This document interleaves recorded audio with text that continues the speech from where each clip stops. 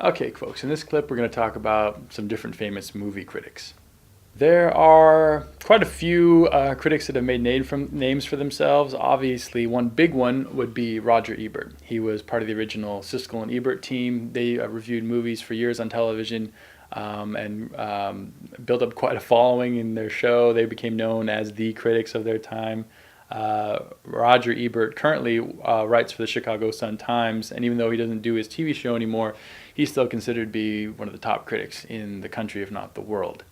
Another big one that would follow, I guess you'd say, in his footsteps on television would be Richard Roeper. He actually took over for Gene Siskel after he passed away in I believe it was early 90s or late 80s.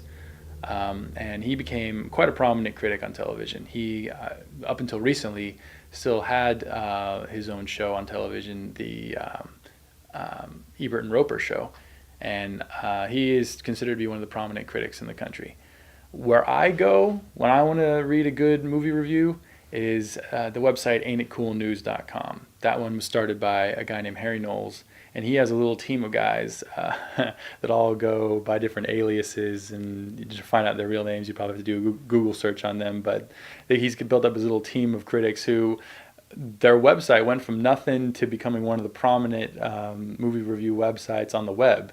So that's pretty impressive in and of itself. So Harry Knowles and his little band of merry men from Moriarty and Massive Worm and Capone, all their different aliases they got. Those are they've built up their reputation as being some of the top, movie critics, at least in America.